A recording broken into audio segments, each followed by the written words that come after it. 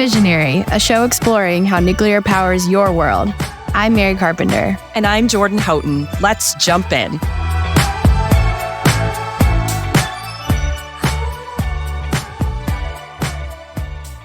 Welcome to Fissionary. Thanks for tuning in for another episode. Hey, Mary, how's it going? Hey, Jordan. It's good. How are you? I'm just back from CERAWeek, which for those who don't know is like an energy Super Bowl in Houston. And I feel like the permeating theme through the week was AI and data centers. It was tied to so many different sessions covering so many different energy types. And it's apropos since that's what we're talking about with our guest today, Tom Mapes. Yeah. Was there any big highlights that you remember from CERAWeek? Well, I will say that nuclear got a lot of love, and this was my first year going. It's huge. It was completely overwhelming.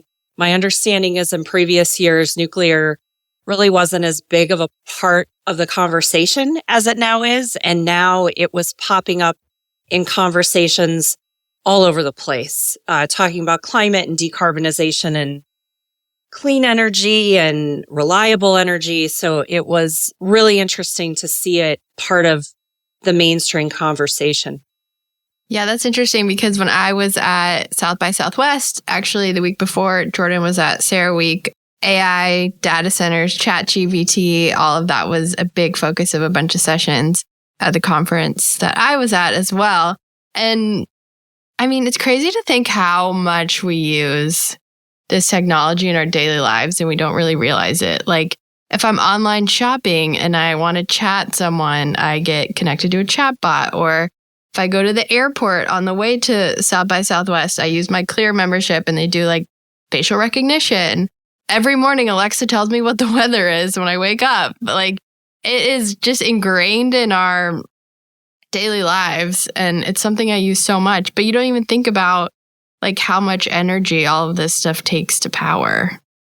I really, until I ended up listening to so many conversations about it, and this conversation we had with Tom, I had no idea about the energy draw for these things. Because it's like if you use ChatGPT, you type a question in, it's like a Google search, right? And you get almost an instantaneous reply. And I don't know, I'm like, this just takes a second. How much energy can it really take? But it really does. Yeah. And Jordan and I are in the DC area, and right outside in Northern Virginia is kind of the hub of all the data center buildings. And if you drive through Northern Virginia in this one specific area, I mean, you go for miles and miles and miles. And you see all these big buildings that are filled with data centers, and a lot of the world's internet traffic routes through Northern Virginia. So we can kind of put a face to kind of what we're talking about, and it's massive. Yeah, and only going to get bigger, right? I mean, I feel like every day, like you said, South by Southwest and CERAWeek where I was, it's just AI is becoming part of almost every conversation. Yeah, when you think about it, I mean, it's nonstop, right? Like people will be using the internet, scrolling on your phone, asking Alexa things in the middle of the night, in the middle of the day, in the morning. It's constant power usage. And we've seen actually recently some interesting announcements about these companies turning to nuclear energy to power their data center campuses. We saw AWS acquired Talon's nuclear data center campus in Pennsylvania. And it makes sense why nuclear is so appealing to power this because, I mean, just think about the reliability factor. Like you need constant power 24/7, 365. When the wind's not blowing and the sun's not shining, people still need energy for all of these new uses that we're using it for. Everything from being on your computer to medical issues. I mean, anything that touches our daily lives basically routes through data centers these days. Yeah, and I thought it was interesting that Sam Altman, who is the founder of OpenAI, and which they're the ChatGPT creator, he's also works with the nuclear firm Oklo, has said that he doesn't see a way for us to get there to meet the energy demand without nuclear. Yeah, it seems to be becoming more and more of a trend. And I mean, it makes sense. So I'm excited for you guys to hear what Tom has to say about this today.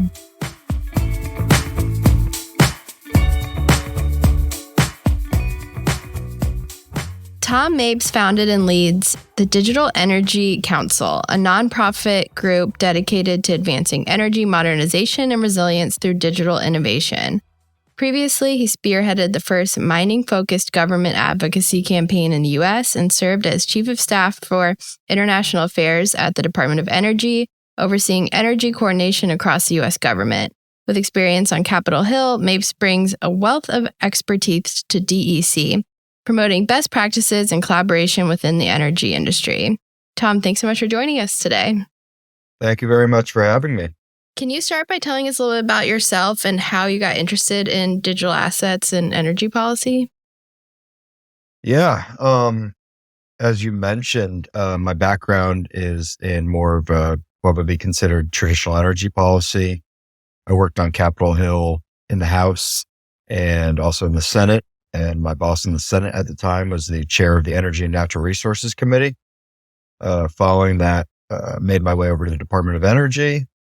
And it was kind of towards the end of my time at the Department of Energy that I kept hearing about this whole digital asset mining, Bitcoin mining, crypto mining, however it was framed within the publication or the articles or whatever I was seeing or reading. But ultimately, I saw, I kind of, the more and more I read and learned about it, it struck me as an energy opportunity, an energy play, particularly when it comes to flexible data centers and this kind of emerging data center ecosystem that has currently kind of been overtaking the news of sorts. So I always tell everyone I come at this with an energy background and I see all the good sides of it now. But when I really first got into it, it was kind of learning about the energy opportunities that this brings as it's kind of a tool within the tool belt for development. So the Digital Energy Council is the first member association focused solely on digital energy. For our listeners who may not know, can you talk a little bit about what digital energy is and how you decided to get started with the DEC? Yeah, so more or less oversimplify it. Digital energy is kind of the ability to monetize these stranded energy assets. It's converting energy into crypto or Bitcoin or similar. This new AI integration is coming in, and we're going to need to be turning power into, technology that powers your day-to-day lives, things like that. So it's kind of this idea encompassing this digital movement within the energy sector. It seemed to be, particularly on the policy front, a bit of a blind spot here. I'm based out of Washington, D.C., and there had been a bit of a blind spot of no one was really speaking about this or kind of connecting digital piece with the energy piece, kind of the technology with the traditional energy sectors. And that's kind of a gap we're trying to fill here, as there's been a lot of these siloed conversations, between individual companies and maybe whoever they're purchasing power from, or similar one-off conversations being had within the industries. But ultimately, we saw that there was a real opportunity. No one here was supporting or driving the industry, educating policymakers on this new emerging technology, supporting the industry, developing the industry, really, representing the industry on a policy front. It was of the mind that as we grow and we keep seeing this idea of digital energy becoming more and more ingrained in your everyday lives, energy is one of the most regulated industries in the world. So you better believe at some point this is going to become more and more regulated. And we wanted to be kind of proactive out in front of some of these, laws, regulations, policies being developed, as opposed to in 10 years from now having to kind of circle back and fix any errors we had. That's smart, because it seems like a lot more people are actually starting to talk about this. I actually saw a recent Washington Post article that said swaths of the United States are at risk of running short of power as data centers and clean technology factories proliferate the country. The article said that in Georgia, demand for industrial power is surging to record highs, with the projection of electricity use for the next decade now 17 times what it was only recently. Arizona Public Service, the largest utility in that state, is also struggling to keep up, projecting it will be out of transmission capacity before the end of the decade, absent major upgrades.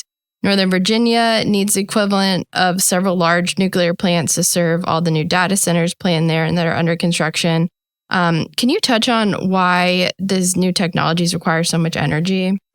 Yeah, it's with the digital asset mining, Bitcoin mining traditionally is due to the fact of proof of work. It uses the proof of work consensus mechanism, which ultimately is the most secure way to validate blockchain transactions. And that is ultimately the energy use creates an objective way to validate these transactions. And it also is as I mentioned, the most secure consensus mechanism that prevents attacks within the blockchain mechanism. So proof of work it's in the title there. You have to prove the work, aka energy being used to work within the Bitcoin network and secure the network ultimately. AI is the main energy component there, is the GPU processing, which is specialty type of chips that are being used within these data centers. And ultimately the processing piece is why these are in high demand for the energy sector. What opportunity do you see this presenting for nuclear energy? If we want to run clean baseload power, there's no better way to do it than nuclear. Things with nuclear being a reliable source of clean power, data centers are going to need reliable, clean power that's able to be scaled to these large numbers that they're looking for. So nuclear provides that. It's also particularly on the digital asset mining or the Bitcoin mining. They're flexible load data centers, which, as you all know, nuclear power doesn't always want to kind of ramp up or ramp down. They like to stay as level as possible. So miners in these flexible load data centers offer incentives to kind of fill in those peaks and valleys. But the expression is the user of first and last resort of power or energy, meaning they can come in there and be an anchor tenant for the build out of maybe in the nuclear case, an SMR being deployed or something like that. It could help an alternative financing stream for them. Or on the back end, as I just mentioned, if they don't have the demand at all times during the non-peak time, they can kind of fill in that duck curve or fill in the gaps and the peaks and valleys there. Among other reasons, if we want to deploy some reactors in more rural areas, a lot of these flexible load data centers particularly are location agnostic. So they can go to the source. They could be developed on site or nearby, drawing power off them. So where are you already seeing nuclear being used to address these growing energy needs? Yeah, I know at the Digital Energy Council, one of our members is mining directly on site at a nuclear facility in Pennsylvania. And it was a way to kind of extend the life of a reactor there. So that goes into the alternative financing component to it. I know within the space, there are companies that have agreed to MOUs for future SMR development. Like I said, being able to be deployed in rural areas and offering kind of an anchor tenant to them. Hopefully we'll see some of them being built out more and more, particularly with the news recently from Congress that is kind of hoping to expedite some of the SMR permitting that we're seeing out there. So hopefully we could play in those, swim in those lanes as well. But yeah, like I said, it's a, kind of to back up a little bit. One of the big components to all this that doesn't get spoken about enough, I think, in all energy here is we have a real generation conundrum on our hands. The demand for energy is only increasing. It is not decreasing anytime soon. Everything, energy is kind of the lifeblood of everything we're doing here. So the more clean generation we can get on to kind of build out within these data centers, I think it's a net positive for everyone. What's going to happen if we don't solve this problem in time? That's $1 million question. I frankly don't have a great answer for you. But what we're seeing in our industry, and I hope it doesn't become more common, is, there are policymakers and stakeholders who take a look at bulk users of power and what you're using them for. Lack of a better expression, picking winners and losers of who could use this power. The digital asset mining space has been very much under a microscope recently for some of this. And then I know AI and data centers as a whole are starting to get more and more attention for energy use. And I am of the mind that gets a little dangerous with telling who, which energies of power can and cannot use them. As we know, energy is one of the most regulated industries in the world. It is regulated at the point of generation, typically. And I think that's where it should stay. Does the government start peeling off what they deem most necessary or important? I don't know. I think everyone's starting to kind of look around, and I think, having offtake opportunities like, digital energy users, digital asset mining, AI, it keeps going back to kind of alternative funding streams for some of these generation projects. I think that's, no matter what side of the aisle or where you come at, energy as a whole is cleaner is better if you can within reason. But I think at the end of the day, these power providers are businesses, and they are looking for some sort of income stream to their projects, but they need to go somewhere to ultimately transmit to consumers. It's a real conundrum right now.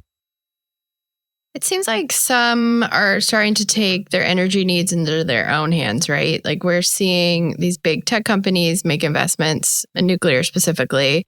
Amazon Web Services purchased the data center in Pennsylvania, and Microsoft hired a director of nuclear technologies. How do you think the support of these big tech companies like Amazon and Microsoft and others will impact nuclear and the energy industry more broadly? In kind of an odd way, I'm surprised it kind of took this long. If I have the funds of some of these huge corporations, I hate to sound so crass about it, but why not start running the power by yourself? That's maybe a little cheeky, but does it affect the consumers being able to purchase power? Does it, in theory, at times, maybe it should create cheaper power for consumers in certain areas. Maybe it creates more expensive power for consumers in certain areas. And I think that at the end of the day, when they ask about how is this going to affect the energy world, I think to oversimplify it, it's how it's going to affect the consumers of power. The average person's not too worried about these Microsofts, Googles, and things like that pulling off this power. Doesn't affect their day to day until they can't get power at their house for a reasonable price. Yep. So I think that's the real question, is if there's a way to figure out the coordination between power providers, power off-takers, and how it trickles down to the consumer.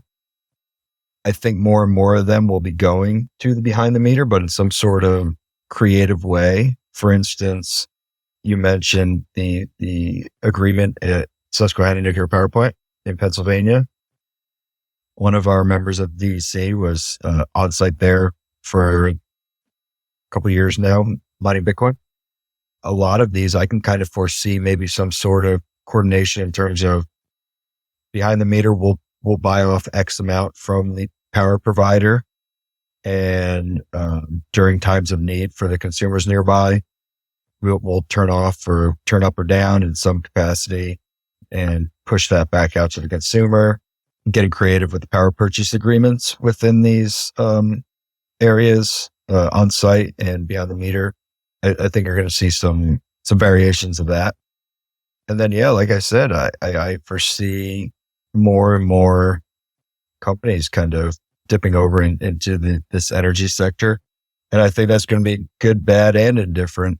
You might see some folks going to buy some old abandoned coal plants because they're cheap right now. You might see some great stories with the nuclear piece and everywhere in between. So we're seeing momentum building Obviously, you mentioned we talked about Amazon, we talked about Microsoft, you mentioned other companies getting interested in this. And I'm wondering, do you think this will help gain more support for clean energy on a government level?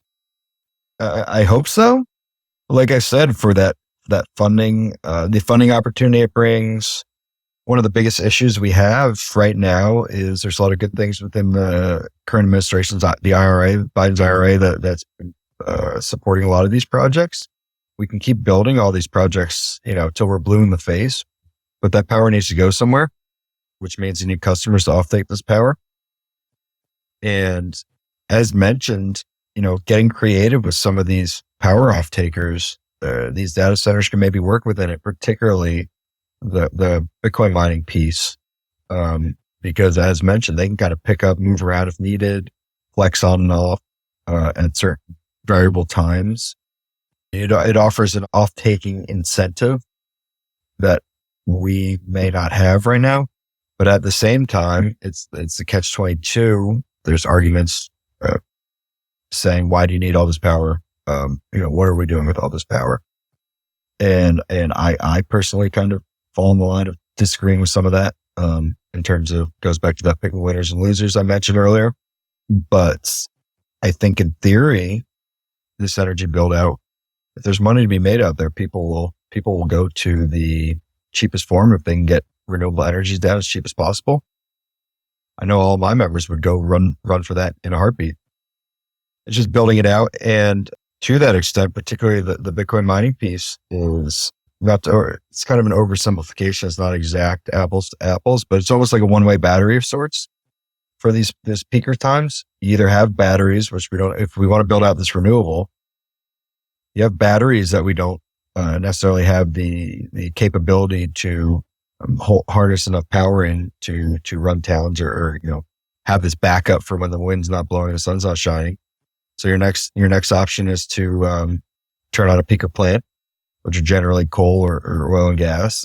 And your third option now with this new technology is to put in some of these data centers, particularly the flexible load data centers within some of these regions, which you can kind of keep your offtake a little higher. And then during those spike times, turn off the data center and put it back to the consumer. Frankly, it's the cleanest way to do it right now. It's new technologies drive a lot of this, just like anything. And, you're still working out some of the kinks, but, there's a lot of real opportunity here. I want to dig more into Bitcoin mining since you brought it up and cryptocurrencies are having such a moment right now. How important is clean energy, particularly for that industry? I know it needs a lot of energy, but how important is clean energy? Yeah, I would say the market at this point is kind of driving, most of our members are publicly traded Bitcoin mining companies, and the market is kind of driving them to, they all have, some sort of sustainable mandates and are definitely leaning towards, if they could purchase that power, if all things equal, they will go to the more sustainable, greener power. And frankly, a lot of their power pricing is getting cheaper on that front. The market's kind of driving them there as well. And I know that, it's one of the more transparent industries out there. You can kind of look at most of their public records, and they'll openly talk about what they're trying to run there. Not to say there are actors within every space that are just looking for any sort of power they can get. And, if it's coal, it's coal. If it's renewable, it's renewable. It's whatever they can get. But, they are definitely diving headfirst into all that. One of our companies is CleanSpark. They're a former renewable energy company that has kind of pivoted into this in the Bitcoin mining space. So it's a lot of similar type companies. Beyond creating a case for clean energy, the growing need for digital energy has an economic benefit by helping secure local jobs and create new training opportunities. And I'm curious if you've seen any examples already where you've seen a benefit in communities. Yeah. Company I just mentioned, actually, it's a good segue. CleanSpark, a lot of their sites are located down in rural Georgia. And within several of the towns they are in, they're the highest tax revenue within the town, in the county. We went down for a tour with their congressman this past summer, and the mayor of the town has come out publicly and said this is the best thing that's coming to our area. It's tech jobs in these rural areas that might not otherwise be there, frankly. It's tax incentives, it's job creation. I know up in New York, some other members are working. One of our companies is at TerraWolf, was up at a former coal plant, and they retrofitted it, and now they're running hydro up there, and they were able to kind of save a bunch of the jobs that were otherwise at the coal plant that otherwise would have been abandoned. Now they've turned it into this opportunity. So, tax incentives, job creation, and that trickles down to the whole local community. Clean Spark, who I was talking about earlier in rural Georgia, in some of these towns, there's not a whole lot of financial opportunities there. And, having some of these incentives and jobs and it's kind of creating a larger footprint out in some of these areas. So I think you'll see that throughout all of these emerging technologies and industries. I know that historically, whenever a new technology comes in, one of the first reactions people have is, we're either losing jobs or this is going to take out this job around town. But if you ever notice throughout history, there's always some new job comes in that what otherwise wasn't there, or some new skill sets, or some, there's always something that emerges within these sectors. So I think we're only scratching the surface of some of the job creation, economic creation that these will bring, because, as we said a few times, I don't think this is going anywhere anytime soon, this whole digital development. Where in Georgia are these towns you visited? So the particular ones I've been to with them, and it's on their website, Washington, Georgia. It's about 45 minutes west of Augusta. I know they have some they retrofitted a former Nextel site in Norcross, Georgia, which is closer to Atlanta. But it was an old, I don't know anyone who still uses a Nextel phone, so that was going out of commission, and it had all the hookups. So it repurposed a new, they had the whole building set up for power already. So they put their miners in there, and they love showing that one off there. So areas like that, Washington, Georgia is the site where I was at. Very cool. As a native Georgian, I had to ask, love seeing jobs going to the state. Yeah, no, they have a few there. It was really cool that the mayor of Washington, Georgia came and telling us all the great benefits it's been helping with the town. Awesome. I want to go back to crypto for one more minute, just because it's all over the news and my dad's very into it. So I get texts about it pretty much every day. So I want to ask you how you see nuclear playing into this 2024 crypto boom, as some are calling it. I think there's some real opportunities there. The Digital Energy Council, we co-hosted a roundtable with the Nuclear Energy Institute. And we had some representatives from our industry, representatives with their industry. And, a goal we have with the Digital Energy Council is to kind of show to the traditional energy markets and players, in this case, nuclear, that there are some adults in the industry is maturing. One of the biggest issues is when you go talk to traditional energy companies is kind of the first stigma of crypto, Bitcoin. They still have this idea of Sam Bankman-Fried or, some of the collapses over time, or, these mysterious people running computers in their basement and doing this, that, and the other thing. So one of our biggest bridges to cross is getting everyone together and kind of showcasing what the Bitcoin mining and crypto mining ecosystem has to offer, and that they are building out infrastructure, that they are a consumer, a large bulk power consumer. With all those, is once they're more comfortable with that, is kind of, I think it's been the key magic word within the nuclear industry forever, but trying to get SMRs up and running quicker. I think if they ever got to that point, here's a great customer that you can go drop these SMRs, as I said earlier, in some rural areas, kind of use them as a test subject of sorts. They could be the miners could be the anchor tenant or the anchor customer in that area. We'll guarantee X amount get creative with some sort of purchase agreement. We'll guarantee X amount of money if you provide us with, Y amount of power. That way they can kind of start the process of kind of building out some of these SMRs around the country. I think that would be a great opportunity. The life extensions of some of the older reactors. I know around the country, some of these reactors aren't as profitable as they once were. Here's another opportunity to bring miners in to kind of work with them on that aspect. I said there's a great example up at Susquehanna nuclear power plant that's happening right now with a miner working there. So I think there's some real opportunities to kind of, with two very forward-facing technologies. Nuclear has always been at the technology front of the energy industry. And then obviously crypto mining, Bitcoin mining is a technology all unto itself. How do you see the relationship between the government and the digital energy industry evolving? And what opportunities do you see for collaboration? I think, obviously, we've been talking about a lot of nuclear. We're experiencing a lot of the kind of pain points that nuclear had for many years.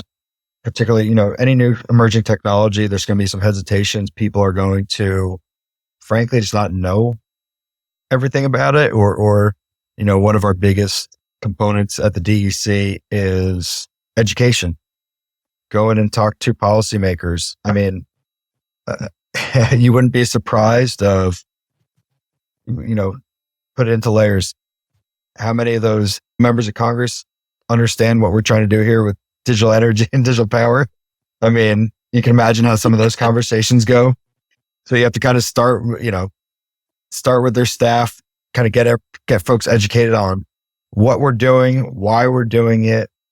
Try to, once you kind of walk through with some people, some walk away and say, that's not for me.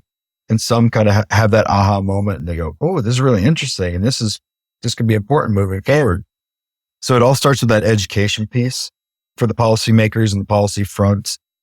And then that kind of ultimately becomes some of the policies that are made. And just like anything, there's going to be good, bad, or indifferent. We are of the mind within our industry, the whole basis of mining is and the whole, frankly, basis of the blockchain and Bitcoin and any other cryptos being used is kind of the decentralization factor of it.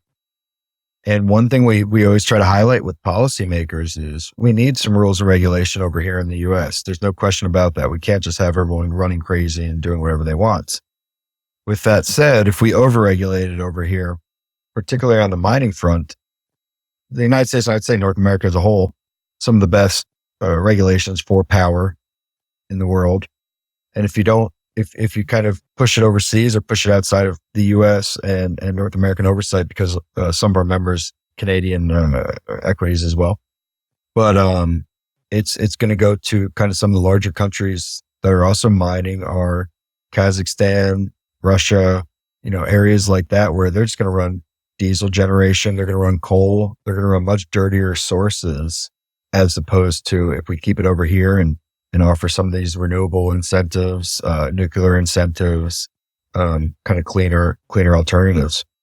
So the policy front is trying to create, develop proactive policies that help support and kind of incentivize the industry to stay over here. I'm curious what else is cooking for the DEC? What other priorities are you looking at? Like I said, a lot of that education piece, one thing we're very much trying to do is trying to build coalitions of support within the energy ecosystem. I mentioned explaining some of these emerging technologies to members of Congress. It's not too far off when you go in and talk to some, C-suites and things like that. The energy world is traditionally, probably mostly in a good way, a slow moving, slow evolving industry. Rightfully so.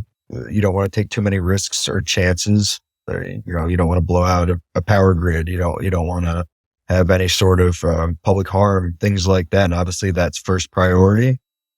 But, after that, when you look into ways that we need to modernize, a way to build out more reliable energy grids, more or larger loads coming on, trying to get in and really coordinate with the traditional energy sector is very important to us. Coordination on all fronts of this will alleviate potential issues that might pop up, but it definitely causes less headaches when everyone's kind of on the same page, of the same sheet of music, particularly the utilities and power providers and things like that. So trying to kind of bridge some of these divides that are just kind of natural in any sort of new kind of moving parts, like, having so many moving parts like this. Trying to get some proactive pieces of legislation out there on the policy front. Are you feeling optimistic about the path forward? Yeah, I'm feeling optimistic. I think a study would be very important because once the government starts looking into things and sees some of the benefits there, you start building public-private partnerships in any industry and gotten to where you want to go when people use it every day and don't even think about it. A goal for mine, I don't know what the time frame is, but I always very much make sure to reiterate where it makes sense, because there are areas where sticking a Bitcoin mining operation probably doesn't make sense within their local grid. It's just too much. It's just too much on maybe that certain area. But there's other areas where it makes great sense. And if you plug in some of these flexible load data centers, maybe that's an opportunity that like we've been talking about. Some renewable project comes in, says, oh, I have a guaranteed customer here. I could build out larger than otherwise would be able to. And then ultimately it kind of goes down to the consumers and several pieces. So, that would be the end goal, is if these are being integrated within local grids and local municipalities, et cetera, and you don't even realize they're there. That's when you kind of see the work that got put in and you kind of, I don't want to say made it, but the progress has been made. We this season are ending with asking our guests what their favorite local restaurant is. We love food. You mentioned you were in the DC area. Do you have any local favorites? We're in DC too, so we're very interested in this, invested. Well, what are yours then? I want to hear yours first. Oh, mine's so cliche. I'm like embarrassed to say, but I go to La Diplomat twice a week. La Dip Burger's unbelievable. It's so good. Tom, thank you so much for joining us today. This was such a good conversation. Really appreciate your time. Yeah, appreciate it, guys. Thank you. All right. Now, Visionaries, you have some great DC restaurant recommendations. Make sure to get to La Diplomat and try that burger. We're going to have to do like a Visionary foodie tour at some point. Yes. We'll like come to DC and we'll do like a Visionary food tour. Yeah, let's take the show on the road. We're going to hit all the high points, all the restaurants. Yes. We'll record from there. I love this idea. Thanks to Tom for spending some time with us today. It was great to chat on this very newsworthy, timely topic. If you want to learn more about the Digital Energy Institute, we've linked their website in the show notes. And don't forget to follow and rate us on Apple Podcasts or wherever you're listening. Thanks for joining us today, and we'll see you next time.